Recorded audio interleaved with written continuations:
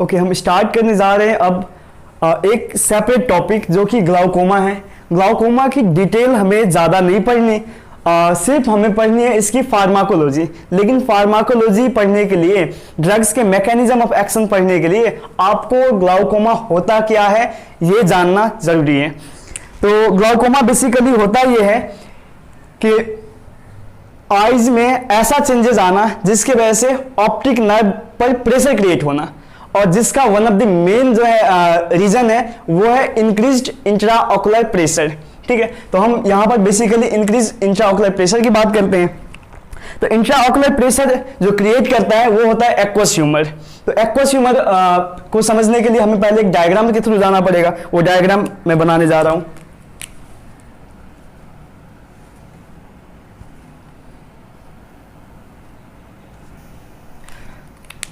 ये मैंने स्क्लेरा बना दिया, स्क्लेरा एंड कॉर्निया बना दिया। अब यहां पर मैं सिलियरी बॉडी बनाने जा रहा हूं। ये आइरिस बन गया और ये सिलियरी बॉडी बन गया। सेम ऐसे इस साइड भी ये आइरिस बन गया और ये सिलियरी बॉडी बन गया। ठीक है, सिलियरी बॉडी में यहाँ पर सिलियरी मसल्स होते हैं। ठीक है, और यहाँ पर जो है लेंस लगे होते हैं लिगामेंट सब जोन्यूल के साथ। ये हमारे आई लेंस हो गया जो कि सिलियरी बॉडी के साथ जुड़ा होता है लिगामेंट ऑफ जोन्यूल के साथ।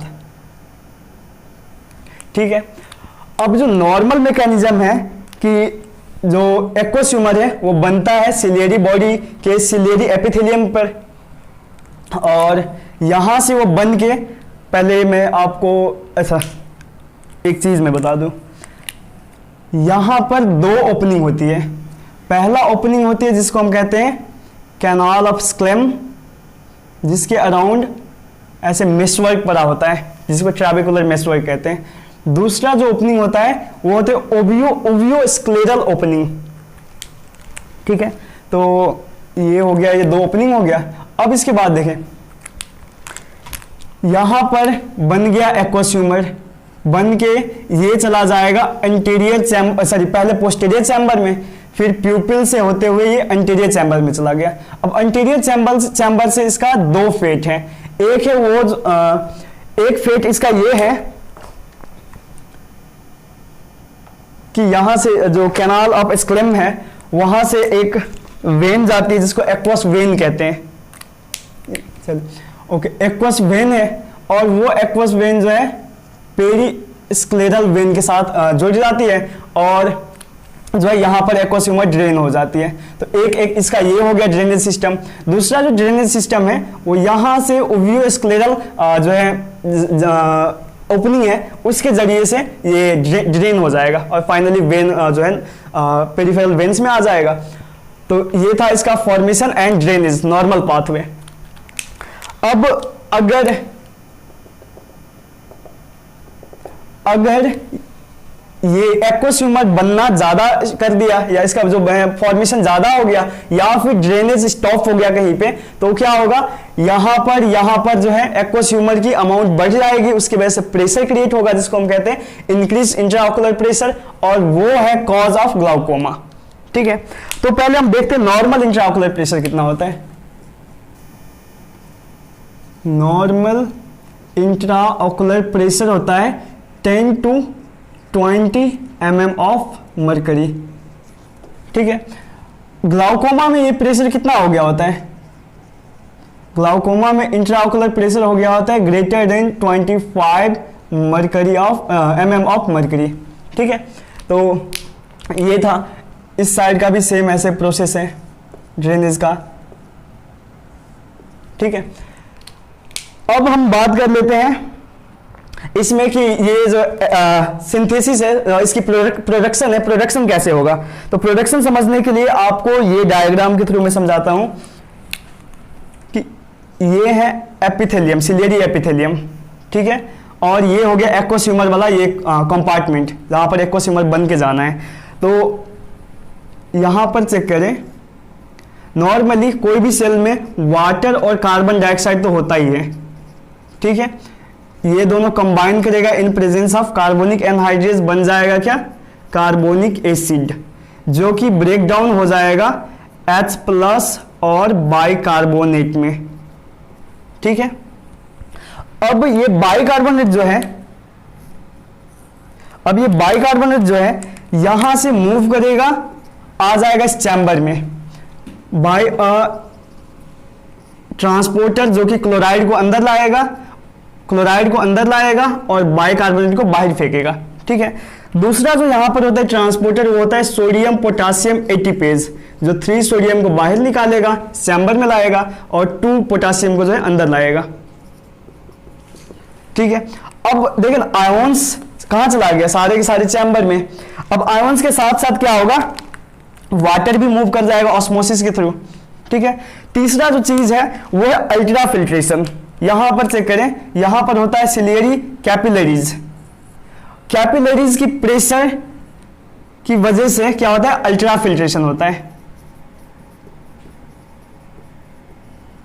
ठीक है, अल्ट्रा फिल्ट्रेशन होता है। तो बेसिकली 2 मैकेनिज्म है एक्वस ह्यूमर बनने का, एक हो गया अल्ट्रा फिल्ट्रेशन, दूसरा हो गया एक्टिव सिक्रीशन। ये है एक्टिव सिक्रीशन। ठीक है, एक्वस ह्यूमर बनने का 2 तरीका हो गया, एक अल्ट्रा फिल्ट्रेशन, दूसरा एक्टिव सिक्रीशन। इसके बाद अब हम ड्रेनेज की बात कर लेते हैं। ड्रेनेज ऑफ एक्वस ह्यूमर होता है 2 तरीके से। पहला है कि अंटेरियर चैम्बर के एंगल के जरिए, जो कि ये कैनाल ऑफ स्क्लेम के थ्रू हो गया। इसके बाद जो दूसरा इसका ड्रेनेज सिस्टम है वो है उवियो स्क्लेरल ड्रेनेज सिस्टम। जो अंटीरियर चैम्बर एंगल सिस्टम है ये कन्वेंशनल मेथड है ऑफ ड्रेनेज, और ये तकरीबन 80% ड्रेनेज होता है, 80% जो ड्रेनेज है अंटीरियर चैम्बर एंगल के थ्रू, और ये नॉन कन्वेंशनल है।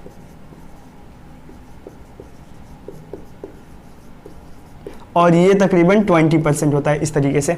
ठीक है, इसके बाद हम देख लेते हैं ग्लाउकोमा की टाइप्स क्या क्या है। तो ग्लाउकोमा की मेनली 2 टाइप्स है। ग्लाउकोमा बेसिकली अब 2 टाइप्स के होते हैं। पहला हो गया कॉन्जेनाइटल ग्लाउकोमा, जिसको हम बुफ्थाल्मस भी कहते हैं, और second one is acquired glaucoma. Acquired further 2 type के होते हैं, प्राइमरी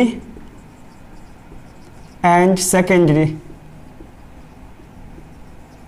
सेकेंडरी हमें नहीं पढ़नी, प्राइमरी सिर्फ पढ़नी है यहां पर, और उसकी बस ये देख लेते हैं फर्दर। ये 2 टाइप के होते हैं प्राइमरी 2 टाइप में ये सब आ जाते हैं कि एक हो गया open angle primary glaucoma, second one is angle closure या closed angle closure glaucoma.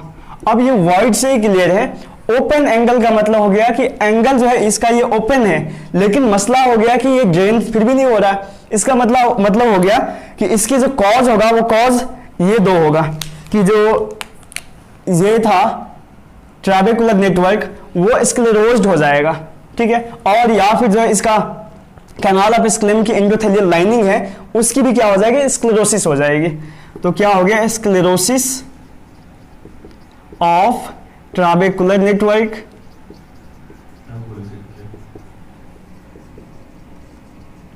And sclerosis of किसका, कैनाल ऑफ स्क्लेम।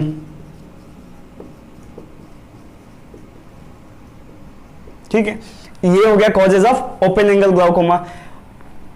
अगर हम क्लोजर एंगल ग्लाउकोमा की बात करें तो उसमें क्या होता है कि ये एंगल ही क्लोज हो जाता है। फॉर एग्जांपल अगर ये एंगल था तो ये आइरिस कुछ इस तरह से चेंज होगा, या फिर ये जो कॉर्निया है कुछ इस तरह से शिफ्ट होगा कि इसकी एंगल क्लोज हो जाएगी। तो इसको हम डायग्राम के थ्रू अगर हम दिखाएं तो कुछ इस तरह से बनेगा। ये आइरिस हो गया,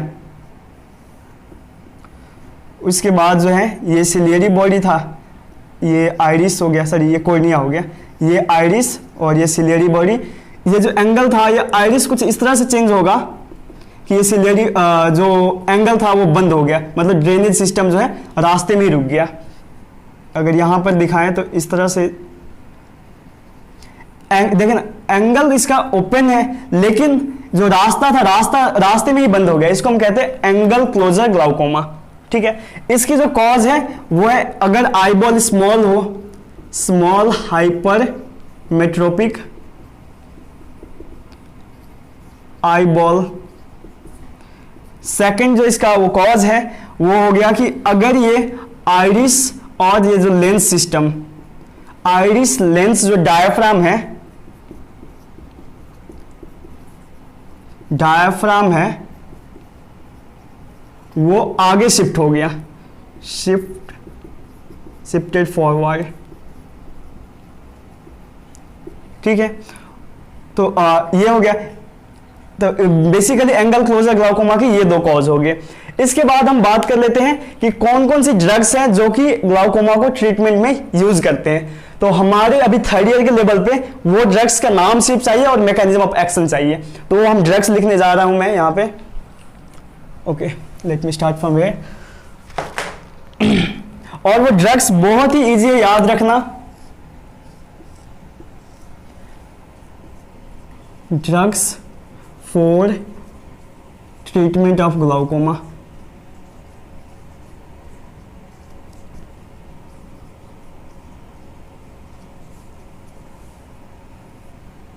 जो फर्स्ट कैटेगरी है उसका नाम है अल्फा रिसेप्टर एगोनिस्ट, जिसमें आ जाते हैं एप्राक्लोनिडिन। एप्राक्लोनिडिन जैसा ड्रग्स आ जाते हैं। ये बेसिकली दो तरीके से काम करता है। एक तो ये क्या करता है कि ये एक्वस ह्यूमर की जो है प्रोडक्शन को कम कर देगा, decrease aqueous humour production by affecting ciliary epithelium. Ciliary epithelium. जो सेकंड तरीका है इसका वो करने का वो है ये ड्रेनेज को बढ़ा देगा, इंक्रीज ड्रेनेज ऑफ जो है एक्वस ह्यूमर। ठीक है, ए के बाद क्या आ जाता है, बी आ जाता है। तो B for beta blocker. Beta blockers, जिसमें मोस्ट कॉमन जो है वो है टिमोलोल। ठीक है, अब टिमोलोल बेसिकली क्या करता है, या कोई भी बीटा ब्लॉकर क्या करता है, दो काम करता है। पहले ये जो यहां पर एक कैपिलरी था, कैपिलरी देखिए बीटा 2 रिसेप्टर यहां पे प्रेजेंट होता है इस कैपिलरी पे, बीटा 2 रिसेप्टर। अगर हम बीटा ब्लॉकर दे रहे हैं तो बीटा 2 ब्लॉकर हो गया, तो वो क्या कराएगा, कॉन्स्ट्रिक्शन कराएगा। ठीक है, तो वैजो कॉन्स्ट्रिक्शन करा देगा beta blocker, beta blocking action के थ्रू, वैजो कॉन्स्ट्रिक्शन। दूसरा काम क्या करता है बीटा ब्लॉकर, कैल्शियम चैनल को ओपन कर, क्या कराएगा, कैल्शियम चैनल ओपन होके ये भी क्या कराएगा, वैजो कॉन्स्ट्रिक्शन करवा देगा। इसके बाद जो थर्ड कैटेगरी है वो सी से आएगा, और सी से आ गया carbonic anhydrase inhibitors. Carbonic anhydrase inhibitors जिसमें एसिटाजोलामाइड माइड जैसा ड्रग आ जाएगा, एसिटाजोलामाइड जैसा ड्रग आ जाएगा। तो ये बेसिकली क्या करता है, यहां पर काम करेगा एसिटाजोलामाइड।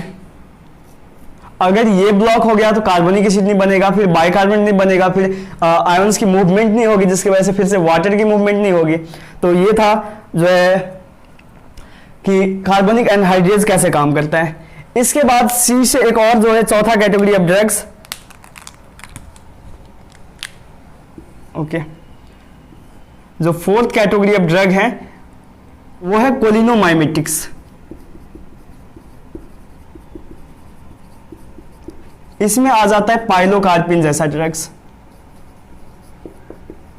जो कि मस्कारिनिक एगोनिस्ट है। तो कोलिनोमाइमेटिक्स क्या करता है कि ये सिलियरी मसल की कॉन्ट्रैक्शन करा देगा, और जैसे ये कॉन्ट्रैक्ट होगा इसके लिए ये एंगल खुल जाएगा और ड्रेनेज बढ़ जाएगी। तो increase drainage of aqueous humour. इसके बाद जो पांचवा कैटेगरी ऑफ ड्रग्स है वो है osmotic diuretic, sorry osmotic agents का है। ऑस्मोटिक एजेंट में आ जाता है मैनिटोल। मैनिटोल क्या करता है कि ये जो कैपिलरी या ब्लड वेसल से यहां पर इसकी ऑस्मोसिस ऑस्मोटिक प्रेशर को बढ़ा देगा, और ऑस्मोटिक प्रेशर बढ़ने की वजह से क्या होगा कि एक तो वहां पर मूवमेंट नहीं होगा वहां से जो है वाटर की, दूसरा ये रिवर्स भी पानी को खींच लेगा। तो it drains water from I, मतलब आई बॉल से जो है पानी खींच लेगा। ठीक है, drains water from eye ball. ठीक है, और इसका आखिरी जो कैटेगरी है वो है प्रोस्टाग्लैंडिन्स, जिसमें लैटानोप्रोस्ट जैसा ड्रग आ जाते हैं। ठीक है, प्रोस्टाग्लैंडिन क्या करता है एक्चुअली इसको रिलैक्स कर देगा। रिलैक्स होते ही ये जो ओवियोस्क्लेरल ओपनिंग था, ओवियोस्क्लेरल ओपनिंग जो है और ज्यादा प्रोमिनेंट हो जाएगा, जिसकी वजह से ओवियोस्क्लेरल ड्रेनेज बढ़ जाएगा। तो ये इंक्रीजेज ओवियोस्क्लेरल ड्रेनेज। ठीक है, तो ये था all about glaucoma. Thank you.